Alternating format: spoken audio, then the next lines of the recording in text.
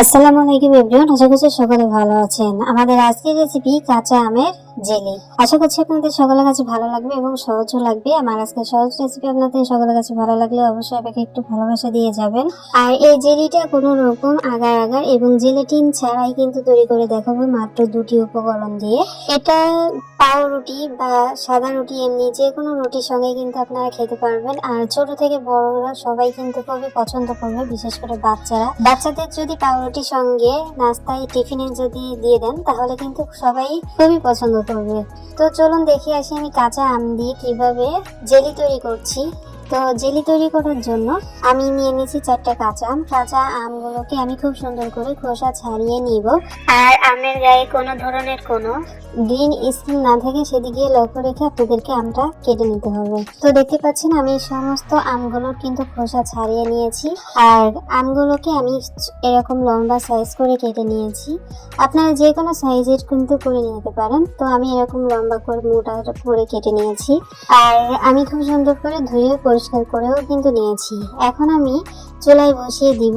চুলায় পরিমাণ মতো পানি আমি দিয়ে দিব। আমি এখানে মেজারমেন্ট কাপ দিয়ে মেপে 5 কাপ পানি দিয়েছি আর সামান্য একটু লবণ দিয়ে দিলাম। এখন আমি 10 মিনিটের জন্য ঢাকা দিয়ে ঢেকে দিব সিদ্ধ হওয়ার জন্য। একদম হাই ফ্লেম করে দিয়েছি। তো দেখতে পাচ্ছেন 10 মিনিটের মধ্যে কিন্তু আমাদের আমটা সিদ্ধ হয়ে গেছে। 10 মিনিটের বেশি কিন্তু রাখার দরকার নেই। 10 মিনিটের ভিতরে কিন্তু আমাদের আমটা সিদ্ধ হয়ে যাবে।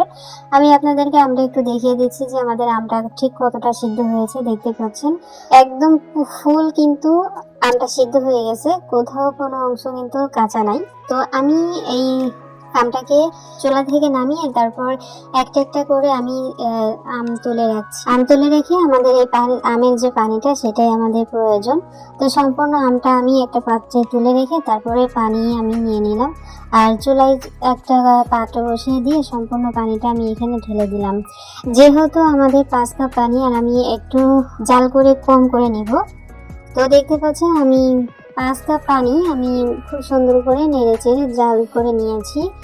জাল করতে করতে দেখিয়ে দিচ্ছি যে আমাদের পানিটা কতটা রাখতে হবে বা কতটুকু হয়েছে। আমি চেয়েছিলাম 3 কাপ যাতে হয়, কিন্তু জাল করতে করতে দেখা যাচ্ছে যে 2.5 কাপের মতো আমার আমের পানিটা হয়েছে। তো আপনারা দেখতে পেলেন, আমি আপনাদেরকে মেপেও কিন্তু দেখিয়ে দিলাম।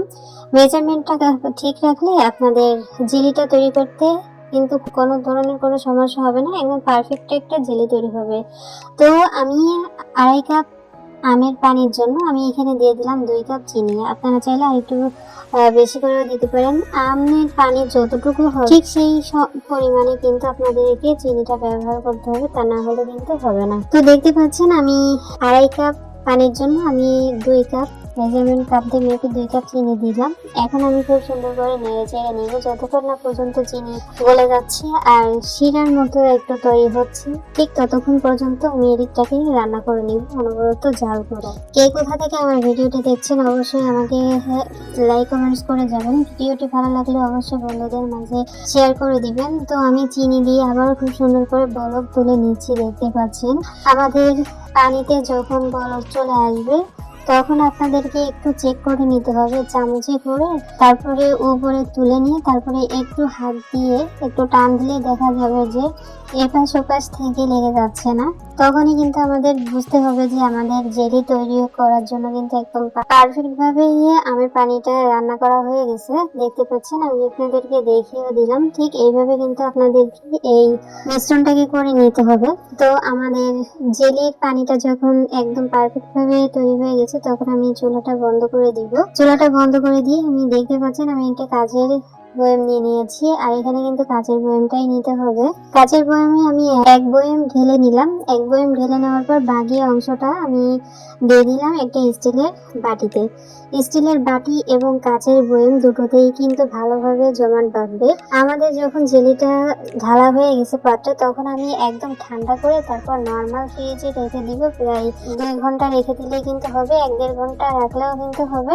তো আমি 2 ঘন্টা পরে আপনাদেরকে জেলিটা দেখিয়ে দিচ্ছি কতটা সুন্দর হয়েছে, কতটা পারফেক্ট হয়েছে। দেখতে পাচ্ছেন আমি আপনাদেরকে একটু চেক করেও দেখিয়ে দিচ্ছি। দেখতে পাচ্ছেন হাতে কিন্তু লেগে যাচ্ছে না। আশা করি বুঝতে পেরেছেন যে জেলিটা কতটা পারফেক্ট হয়েছে। এখন আমি আপনাদেরকে চামচের সাহায্যেও কেটে দেখিয়ে দিচ্ছি যে আমাদের জেলিটা ঠিক কতটা সেট হয়েছে। আমি আপনাদেরকে একটা রুটির উপর তুলে দেখিয়ে দিচ্ছি যে আমাদের জেলিতে কিন্তু কোনো ধরনের কোনো পানি নেই, একদম সুন্দরভাবে কিন্তু জমাট বেঁধে গেছে। তো দেখলেন তো কতটা সহজ, কতটা সুন্দর একটা জেলি আমি তৈরি করেছি। আচ্ছা, আমি একটা কথা বলতে ভুলে গেছি, আপনারা যখন এই আমের পানিটা জাল করেছেন তখন কিন্তু একটু গ্রিন ফুড কালার দিতে পারেন। গ্রিন ফুড কালার দিলে কিন্তু জেলি থেকে সুন্দর একটা কালার, মানে কাঁচা আমের যে কাঁচা কালারটা সেটা কিন্তু চলে আসবে। তো আমি কিন্তু এখানে ফুড কালার ব্যবহার করিনি। যাই হোক, আপনারা চাইলে দিয়ে দিতে পারবেন। তো দেখতে পাচ্ছেন আমাদের জেলিটা কতটা সুন্দর হয়েছে। আমি রুটির সঙ্গে পরিবেশনও করে দেখিয়ে দিলাম আপনাদেরকে। আপনারা বাচ্চাদের টিফিন অথবা নিজেরাও কিন্তু খাওয়ার জন্য এভাবে খুব সুন্দরভাবে জেলি তৈরি করে সংরক্ষণ করে নিতে পারেন। ব্রেকফাস্ট অথবা ইভিনিং যে নাস্তাটা করেন সেটাতেও কিন্তু আপনারা এভাবে রুটির সঙ্গে কিন্তু খুব সুন্দরভাবে পরিবেশন করতে পারেন। ফাইনালি আমাদের আজকের রেসিপি এতটুকুই। সবাই অনেক ভালো থাকবেন, সুস্থ থাকবেন। আমাদের পরবর্তী ভিডিও দেখার আমন্ত্রণ জানিয়ে আজ এখানে বিদায় নিচ্ছি। আল্লাহ হাফেজ।